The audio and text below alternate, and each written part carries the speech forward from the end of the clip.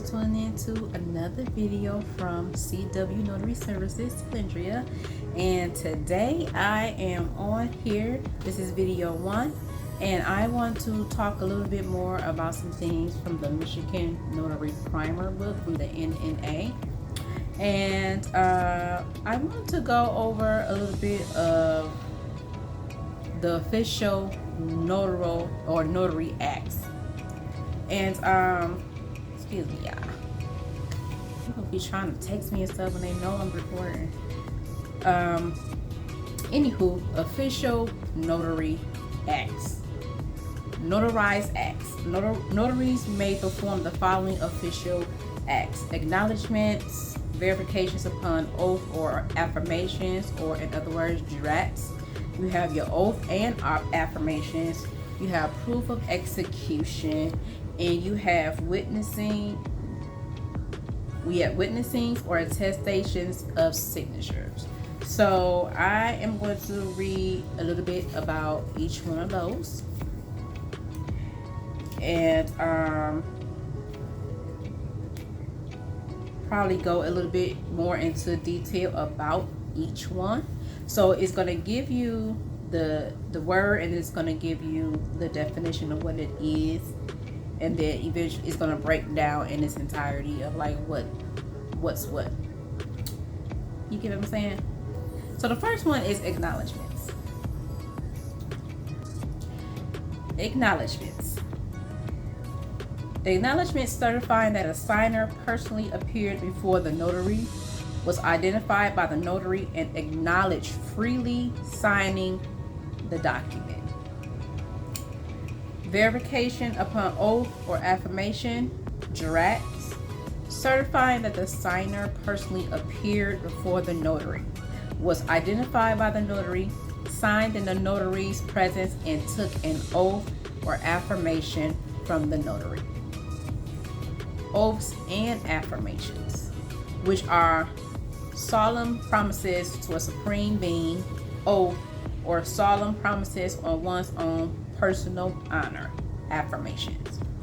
Okay, next one, proofs of execution, certifying that a subscribing witness personally appeared and swore to the notary that another person, the principal, signed a document. And the last one is witnessing or attestations of signatures, certifying that the signer personally appeared before the notary, was identified and signed in the notary's presence. So for a lot of these, you have to be front and center with the notary in order to, sign, and in order for the notary to, notarize your documents or whatever. I'm not going to go into detail about all the notary acts. I'm only going to talk about the two main ones, which is acknowledgments and directs. So I will read a little bit more in the details about acknowledgments and the directs. Acknowledgement is a common notarial act. Acknowledgements are one of the most common forms of notarization. The purpose is in executing acknowledgement. A notary certifies that three things: 1, the signer personally appeared before the notary on the date and in the county indicated on the notary certificate. Notarizations cannot be based over the telephone. That is an absolute no-no. 2, the signer was positively identified by the notary through either personal knowledge or satisfactory evidence. So when they say personal knowledge, you as a notary, if you know a friend, that's personal knowledge. You can verify and vouch that that person is Jane Doe. Let's see, satisfactory evidence is just pretty much driver's license, state ID, and I think you can get away with a passport. You cannot use a social security card. You cannot use a bank card. You can't use a health insurance card. It has to be something tangible with your name, birthday, a picture of you on the card or document or whatever, to have a satisfactory identification for the notary to perform the notary act. Okay? And number 3, the signer acknowledged to the notary that the signature was freely made for the purposes stated in the document, and if the document is signed in a representative capacity, that he or she have proper authority to do so. So in other words, if it's just them, they're acknowledging to the fact that their signature is true and the document that they are signing is true. If they are a representative of someone who is unable, like power of attorney or something like that, they have to have proof that they were authorized to sign on the person's behalf if the person is unable to sign for whatever reason. And that goes a little bit into further, if a person is capable of comprehending what you're talking about, but they cannot physically fully write their name because they have, maybe like arthritis or carpal tunnel where their hands are just not functioning, there is a point in time where you can allow for them to just mark an X as proof of signature. Yes, mark an X for proof of signature. But there are specific steps that you need to take as a notary if and when that situation arises. So yes. Let's see. Okay, so they talk about certificate for acknowledgement. Upon taking the acknowledgement of any signer, the notary must complete, sign, and seal, if used, an appropriate certificate of acknowledgement. The certificate wording should either be pre-printed or typed at the end of the document, or appear as an attachment. A certificate form that is stapled on the document signature page. Michigan law provides statutory short forms of acknowledgement which may be used and are sufficient for their purposes under the law of the state. Using other appropriate forms is not prohibited. In other words, if it's not a Michigan acknowledgement form, you cannot use it. You can't use a Texas acknowledgement form for a Michigan signing. You can't do it. States run different, so be careful about the form that you get. So you might want to either go to the NNA and purchase the forms that they have, or search on the state website or whatever to see if you can find an actual PDF of the acknowledgement so that you can make as many copies as you need to of the document. Or you can get the document from the NNA. I'm not sure how many they come in a pack, but I think it's probably like $14 or something like that. But I'm not sure how many come in a pack. You can actually just, create the acknowledgement form based off of what they have. I wouldn't suggest you do that, but you do what's best for you, financially, whatever. So that's certificates for acknowledgement. And it gives you a little detail snippet of what it will look like. Excuse my fingers, they're horrible. So that's acknowledgements. Now let me go to directs.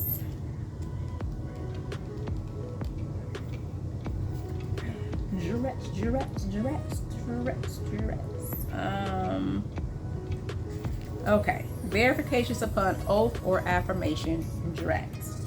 Part of verification. In the notarizing affidavits, depositions, and other forms of written verification requiring an oath by the signer, the notary normally executes a direct. So there will be times where you as a notary will have to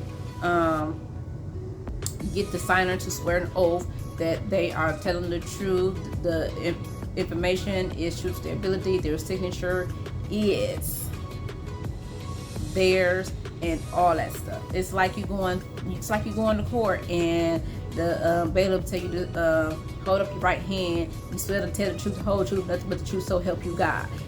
Kind of like that. The purpose, while the purpose of an acknowledgement is to positively identify a signer.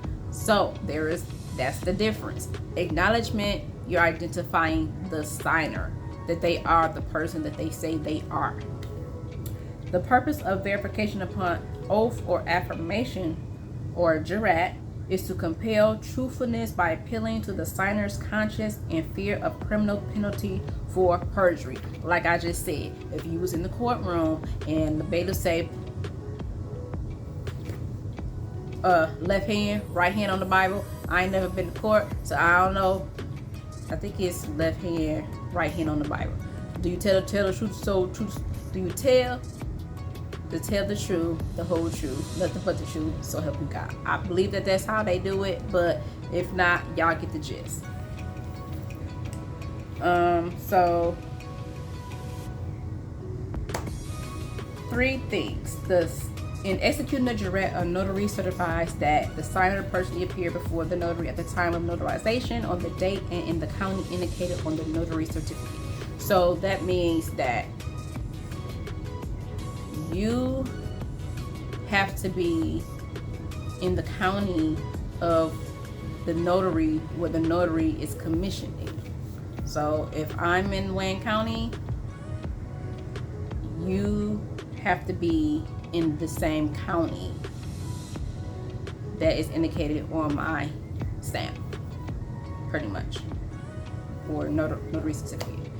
2, the notary positively identified the signer through either personal knowledge or satisfactory evidence, like I just mentioned with the acknowledgements. Personal knowledge is you knowing this person as a friend or associate, a distant family member twice removed or something like that. You personally know them and you can attest that their identity is who they are. And satisfactory evidence is some type of identification card, like your driver's license or your ID, CDL license, passport.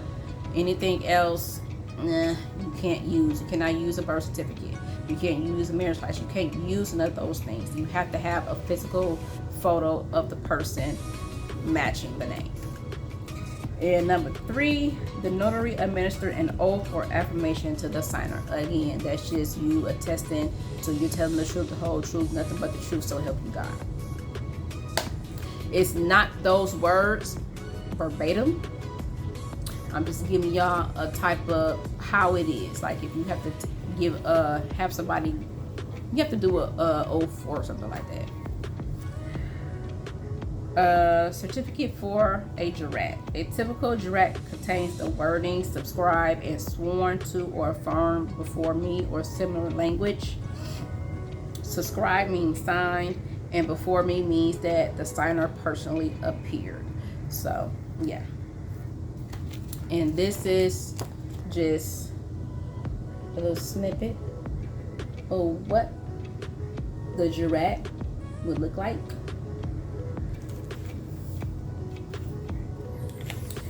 And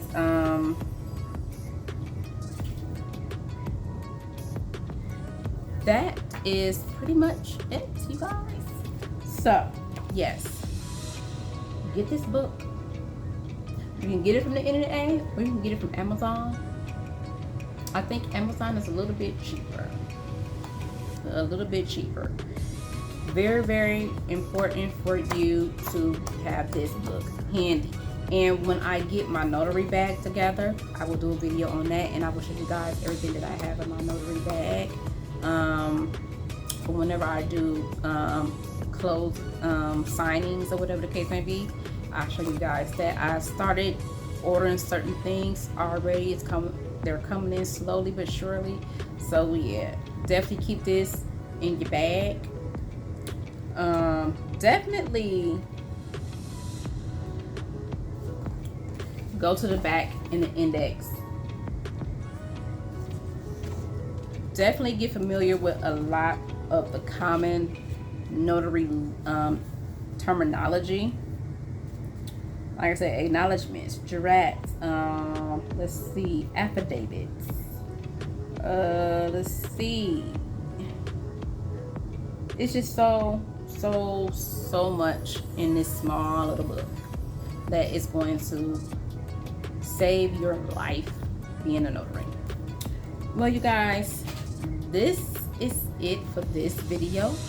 Stay tuned for video number 2, where I talk about the website of the National Notary Association and the different type of packages. and which one I got and all that good stuff. Thank you guys for watching. Stick tuned.